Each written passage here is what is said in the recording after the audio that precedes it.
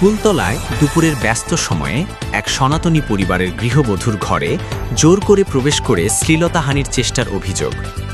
আর আশপাশের লোকজন ছুটে আসতেই অভিযুক্ত যুবকের দৌড়। পালানোর সময় ঘটনাস্থলে পড়ে রইল তার জুতা। ঘটনাটি ঘিরে এলাকায় সৃষ্টি হয়েছে চাঞ্চল্য ও ক্ষোভ।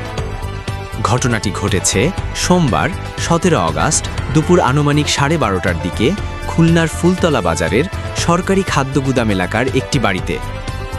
ভুক্তভোগী গৃহবধূ শ্রীমতী সাথী দাসের দাবি, তিনি বাড়িতে থাকা অবস্থায় একই গ্রামের বাবুল শেখের ছেলে সাগর শেখ জোরপূর্বক তার বেডরুমে প্রবেশ করে তার শ্লীলতাহানির চেষ্টা করেন। এ সময় তার চিৎকার ও পরিস্থিতি টের পেয়ে আশপাশের লোকজন এগিয়ে এলে অভিযুক্ত সাগর শেখ দ্রুত পালিয়ে যান বলে অভিযোগ। পালানোর সময় তার পায়ের জুতা জোড়া ঘটনাস্থলে পড়ে যায়। পরে উত্তেজিত লোকজন জুতাটি উদ্ধার করে সেই জায়গাতে আমার তার মধ্যে আমার ছেলে চলে আসে বলে জানা গেছে। আসলে আমি ওই পাশেরটা আসলে আমার ছেলে কষ্ট আমার দেখো ওই সাইডে কিডা রয়েছে। প্রান্ত দাস এবার আমি জানলা দিয়ে তাকাই দেখি কেউ নেই। এবার আমি ওই পাশের দরজা খুলে যে এমনি গেছি, আমি আমার রান্নাঘরের ভিতর ঢুকে আইছি। এমন অভিযোগ ওই পাশে চার কয়জন আসে, তো তাই উনারে দেখে কষ্টে আমরা বলে একবারে ভিতরে। স্থানীয়দের মধ্যে দেখা দিয়েছে চরম ক্ষোভ ও হতাশা। স্থানীয়দের প্রশ্ন, নারীর নিরাপত্তা নিয়ে মানে শুধু তাকাই থাকে কি গিলি, মানে যে টাইমে আমি মানে বেরোবো সেই টাইমে রাস্তাঘাটে দাঁড়াই থাকে, এই মুখ দিয়ে আমার কোনোদিন কিছু বলিনি।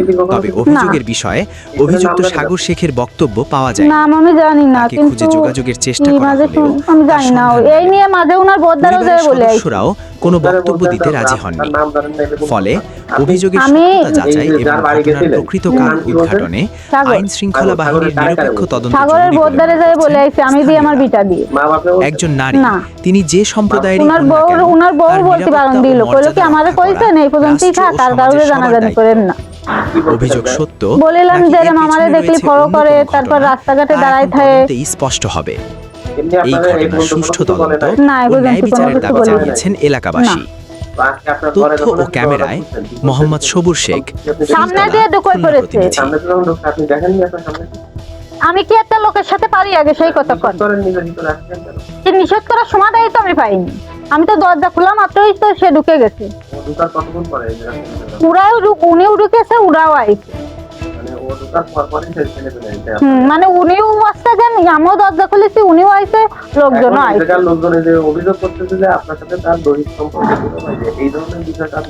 এইটা তো ছিল না, এখন মানসি বলতেছে, আমি এখন কি করতে পারি কর। কিন্তু আপনি যাচাই বাছাই করে দেখেন, এইসব কোনো কিছুই না।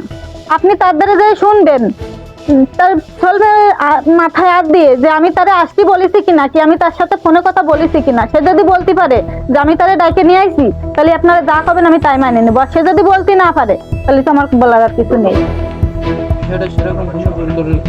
আমার কোনো কিছু ব্যাপার ছিল, রাগ ছিল, আমার একটা ঝামেলায় ফেলতে চাইলো, কিন্তু তারা বুঝতে পারেছে ঝামেলায় কাজ হবে না, তারা নিজের থেকে আবার চেপে গেছে। বুঝতে পারছেন? আপনার নাম কি? আমার নাম শিবু।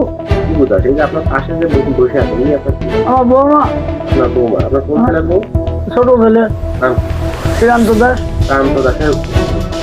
আজকে আমরা এখানে একটা কমপ্লেন শুনে আসছি যে আপনার বৌমার ঘরে পর পুরুষ ছিল নাকি, এই ধরনের একটা কমপ্লেন আসছে জনতা বলতে। এই বিষয়ে আপনার মানে আপনি কি জানেন? যা জানেন সত্য কথা বলেন। আমি তো এইটুকু জানি, এইটুকুই বললাম। মানে কি জানেন সেটা? আজকে শুনতেছি আমার বৌমার ঘরের লোকজন আইছে। আগে পরে আমি আপনি ছিলেন কখন? আমি আমার দোকানে ছিলাম।